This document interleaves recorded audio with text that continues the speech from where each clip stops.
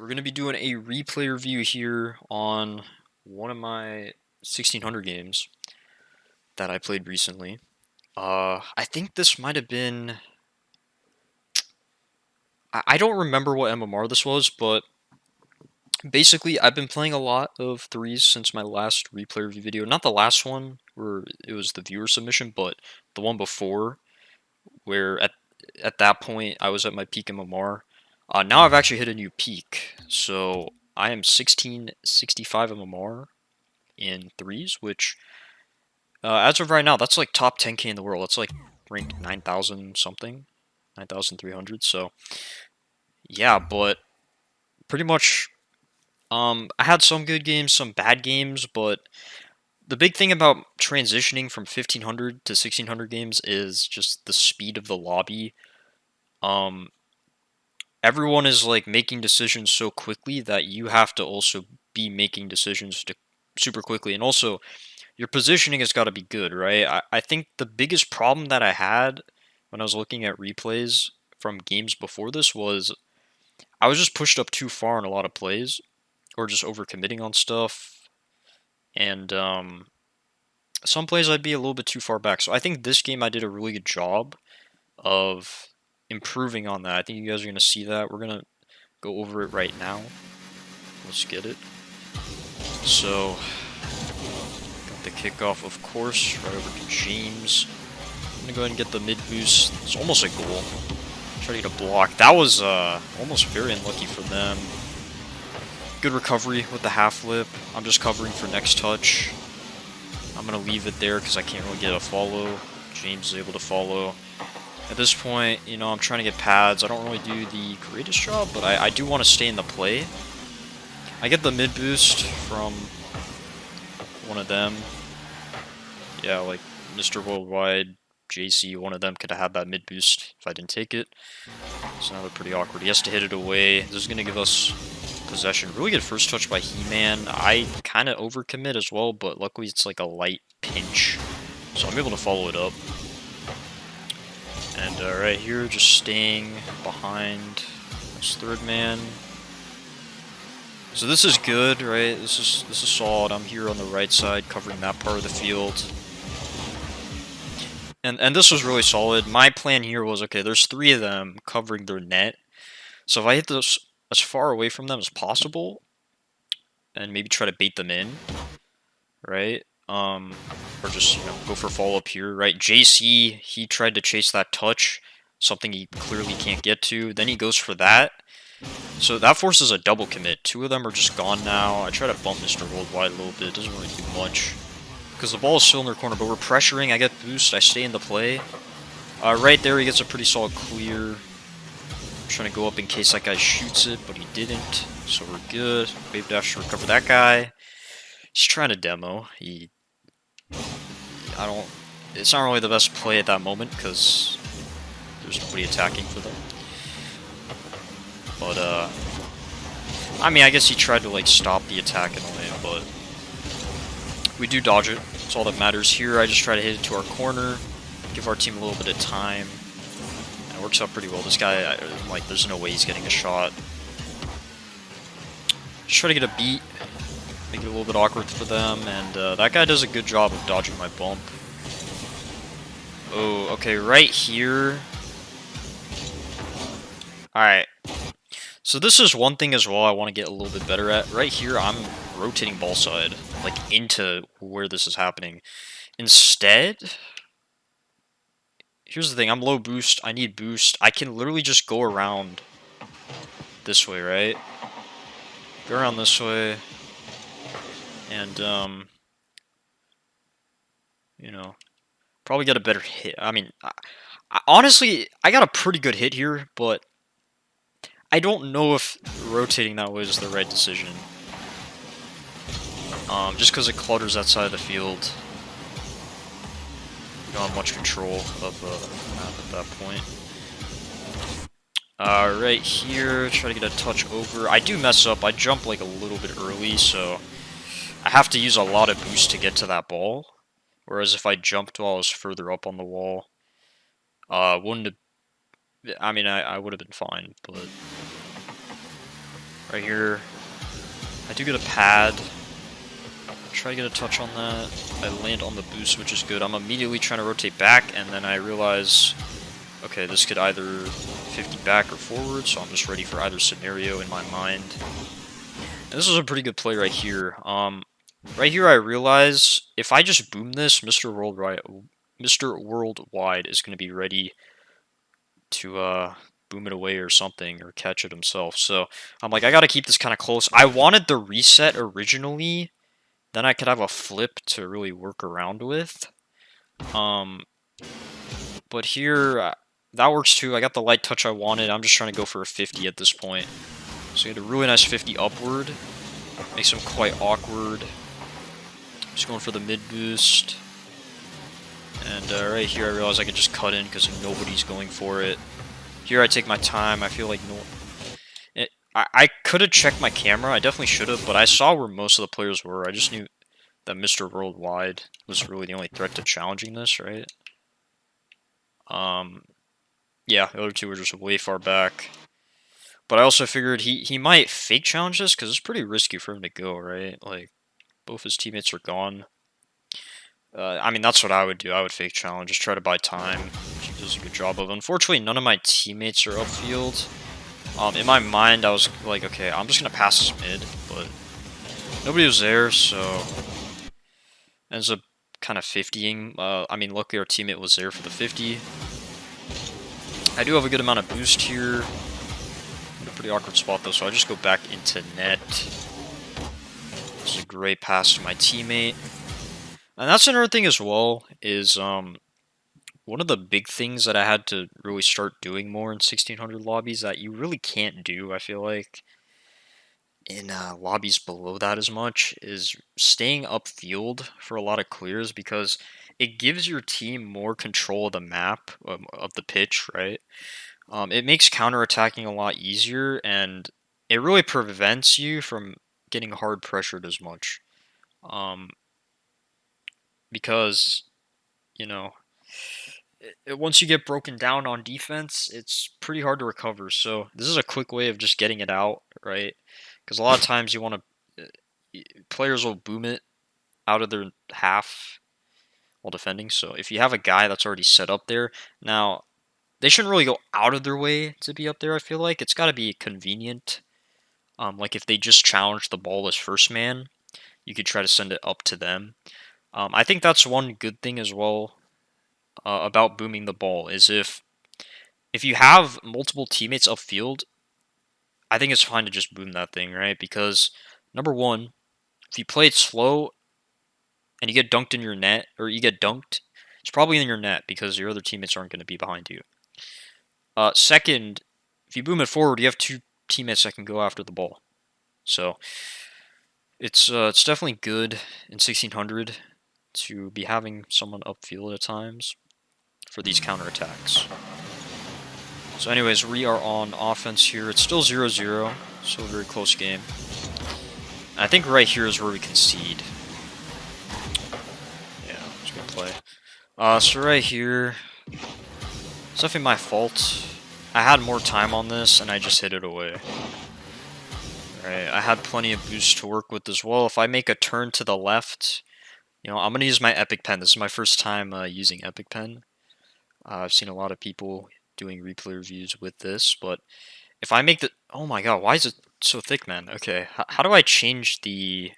Oh crap, it was on max size. Okay, there we go. Yeah, so if I... Not that sharp of a turn, but if I turn for this a lot sooner and use a little bit of boost, let's take a look here. Oh, what? Okay, my controller wasn't working for some reason. Then I can catch this on the bounce, right? So that's the thing with that. I could have caught this. This guy is already sent into our corner. The other guy would have been on the wall. So this would have been really good for me to just catch and then continue going this way. And if we take a look, I have to keep clicking in and out, but let's go fly cam. If I take a look, this guy's the only guy challenging me. So if I can just flick it over him, usually flicks aren't like the greatest in threes if you still have a first man challenging you. But in this case, this is technically their last man, so it's like a 1v1. So if I just turned on this quicker, caught it, flicked it over this guy, it's probably a goal, right? Because we have James coming back as well. So this is actually a goal opportunity. Not only do we concede, but we could have had a goal here. Instead I hit it up. This guy, good control, great pass, great shot. I mean, you know, it is what it is, right? After this point, though, we start scoring a ton. Let's take a look. Right here is, I mean, I don't really do much. I went for kickoff, right? No, I didn't even go for kickoff. I was cheating up here. Yeah. It's a good read. That guy was kind of awkward. He had to hit it up. A little overcommit from the opponents as well. Oh, actually, no, this was a good touch, right? I saw both my teammates were just flailing, so I'm like, okay, I'm going to hit this super high up. And it hit the corner, which was great, because it made that guy awkward. So he panicked, boomed it out to our teammate. Teammate made a really high IQ play there to just hit it off that wall, because both the opponents are covering that back wall. So you really don't want to hit it that way. But if you keep it like near around the area that you're at, let me look at this from a bird's eye view, maybe. This might look cooler.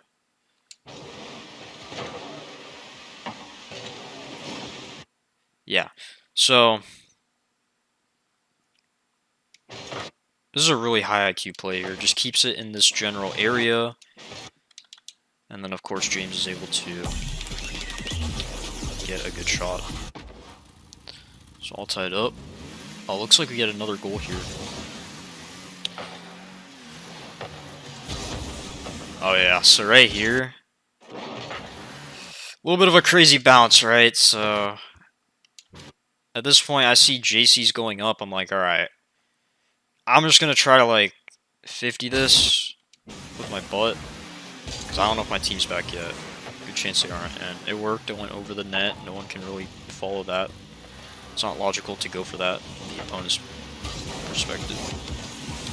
And this was a really good play. This actually leads to our counterattack right here. I see they've got quite a big overcommitment on the right side of our half. So if I try to like clear to the right, it doesn't really work because JC is coming in. But obviously the angle that I'm at, in order for me to hit this ball, I have to come from the side. And it looks like my team, they weren't really going to go for this. So, you know, I could easily beat Babu here, as we can see, right? But instead, I decide to tilt my car back, let Babu hit this into me, so it goes to the left side of the field. And now, we have all this open space. I mean, look at this crap. Like, their whole team... I mean, their whole team is, gosh darn it. Over here. We have all of this, bro. We have literally the entire field. So, yeah. This ends up leading to a goal. James, he gets a little air dribble pop. Stays with the ball. And I want to see this from his POV, actually. Yeah, he just stays with it, and he gets a little bit of a dunk. It was a beautiful dunk. Right into the corner for them. So just a big overcommitment from the opponents right there. Capitalize off of it. Just using open space to our advantage. Works really well. Right here, just playing third. He-Man gets the pop. He does get the beat. Not really something I can go for, so I just end up backing off. That was honestly very risky for me to go for this. There's really no point. I'm the last guy back in net, so this goes past me in a much better way. We get scored on. One of the things I was talking about, right? Back post rotation. So if I, gosh darn it, I'm trying to use Epic Pen here. Okay, frick, man. This is my first time using it, guys. Bear with me. Okay. I try to move my mouse around to go to the pen. Okay, there we go. A little bit of a scuffed angle, but instead of going straight into net and then turning like this, where I'm only covering this part, so if it goes past me, I can't cover any of this, right? If I go here, I'm covering all of this. And obviously we don't want him to score, so it's really the only thing I need to cover in my position, and then my teammate can cover anything in this area. So if we just look at it from this angle, right? Gosh darn it, bro. Okay.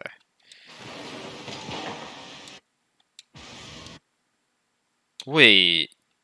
I think James hit this.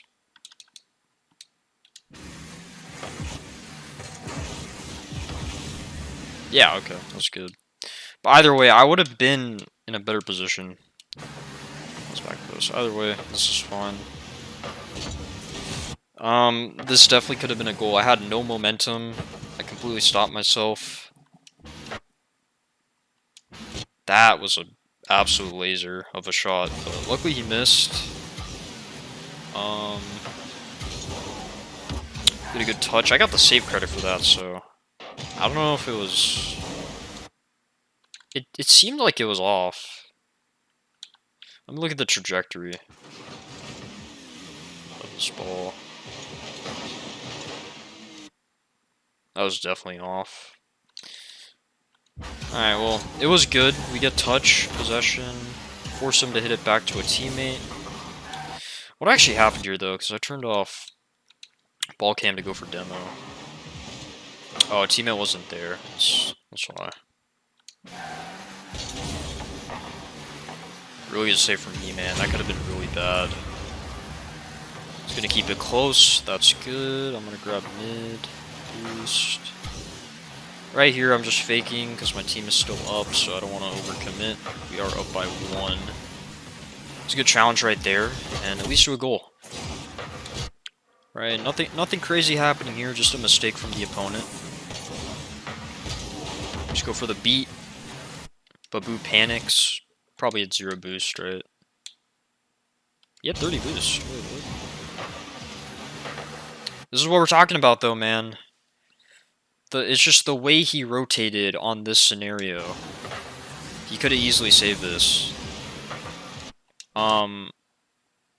Maybe he thought JC was going to be covering net, but it was pretty clear JC was going for boost. I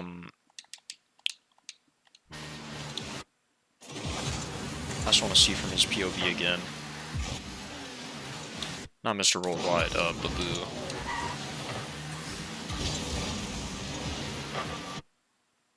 Yeah, because if JC was gonna go back post, that's not really a good way to rotate into it. So Babu should have rotated back post. And he could have gotten that save easily. In fact, he could have actually passed it over on the left side here. Mr. Worldwide, you just got the boost. You can quickly slide in. And, you know, potential 1v1. But I think the reason He-Man jumped is because he knew. Right, he probably knew. Let's take a look. Yeah, he could see the awkwardness from a mile away. Obviously, he wouldn't have committed if that guy was in a better position, so it's a little bit different, but still. Those guys could have had a much better play if that guy just went back post.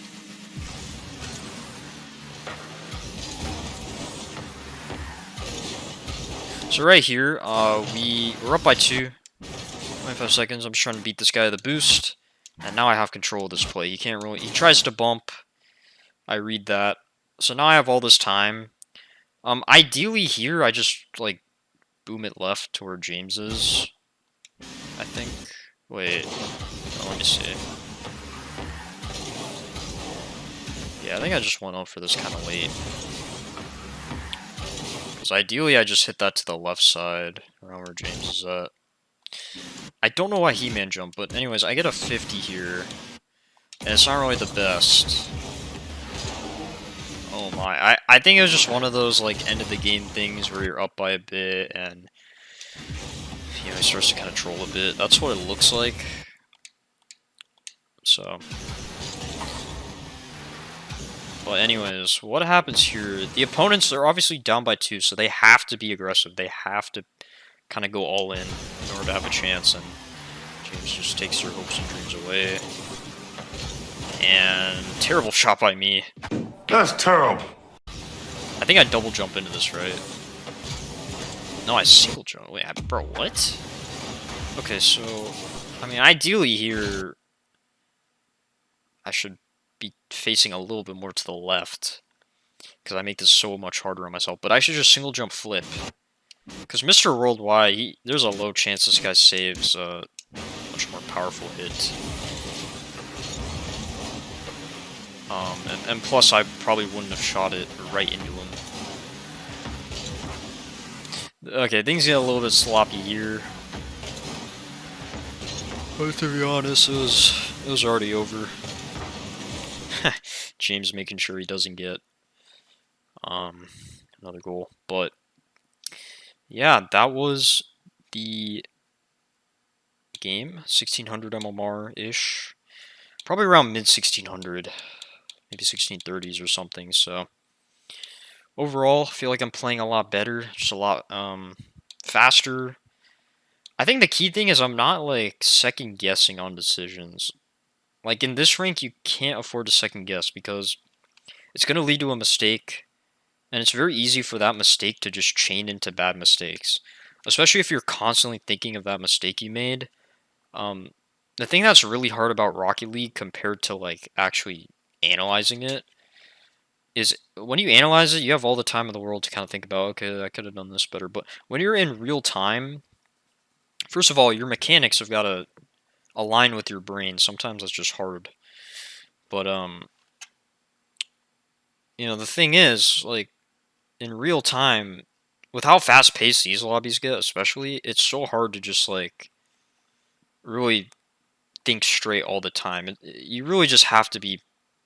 It's all about experience. The more you play, the more you're going to get yourself in situations, the more you'll know how to handle it. So, like, for me, it's not like I haven't been in these situations. Just I haven't been in these situations at this fast of a pace. So, I have to be making these decisions way quicker. Like, sometimes I know the decision I gotta make, I just don't think of it fast enough. So, as a result, sometimes I'll just make the wrong decision. Or complete indecision happens and I don't make a decision. And then all of a sudden, I start thinking on that or dwelling on that. It leads to just bad decisions by my teammates to try and compensate, and then it just becomes a mess, right? So that's the hardest thing is, even if it's a bad decision, sometimes just committing to a decision, it's pretty important. And then obviously you want to be looking at your replays and pointing out those mistakes so you can emphasize that in your next games. And then that's really how I've been getting better, is even though I haven't been saving as many replays as I wanted to, I've been saving some that as many as I can that I remember to, especially some of these good games like this one, and just looking at what's worked, what hasn't worked, and then going from there. So, I mean, yeah, I thought I just did a much better job of committing to decisions, just playing more upfield at times, just being aggressive.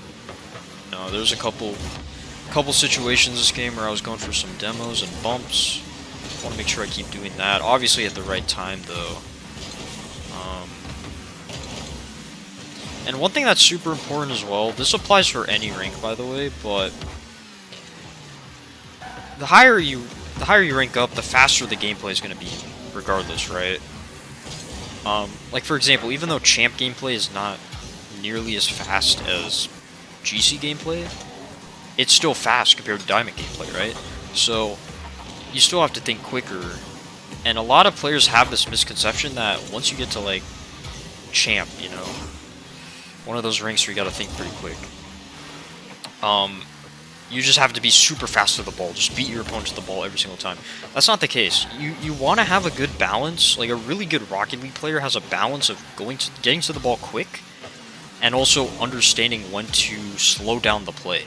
Like right here, for example, like I'm getting to this ball quick, but at the same time, I'm not just like hitting it with crazy force. Like at the same time, I'm keeping it close and playing it kind of slow, like into a 50.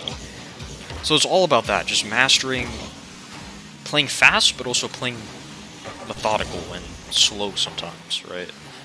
Um, and when people say playing faster, they don't necessarily mean like, you know, driving at the ball supersonic 24/7. And yes, you want to be supersonic a lot in the higher ranked lobbies to keep momentum, because that is really key with positioning and like having good control of the map as a team and coverage. But you know, you don't want to like just hit the ball away, man. That's kind of the key thing. Is yeah, you don't want to completely throw away possession and overcommit on stuff. That's how a lot of overcommitment happens in those ranks. Players think they gotta play fast, they just jump at every ball, and next thing you know, it's an open net. And I've been seeing that a lot in 1600 as well. Like, I would say for a lot of my games, a good portion of the goals, I mean, maybe like less than half, but still a good amount, have been from just open nets and overcommits from the opponents. And I mean, it just shows you, man, like, the higher up you get, it doesn't even matter the rank. Some players, they're gonna try to compensate for how fast-paced these lobbies are by just going at the ball super fast, not really thinking about, okay, what is this touch gonna do? Should I go for this touch? Is it beneficial? Is it threatening? Does it help us? That kind of thing. So when people say playing fast, what they really mean is just thinking quicker. And then also, you know, making sure your mechanics are synced with your quicker decision making. Because it's one thing to know how to do mechanics, but it's another thing to know how to do them super, like, on the spot, you know? Which is definitely something that happens, as I said, for any rank. The higher you go, you're gonna have to be able to do what you've been doing quicker. Otherwise, the opponent is going to read you and beat you to the ball or get a bad 50. So that's the main thing. And honestly, the more I play in 1600, the better it's gonna get. I've already noticed it's becoming a lot easier for me to just not feel out of place. A couple days ago, my entire rank session, I just felt so out of place, was missing everything.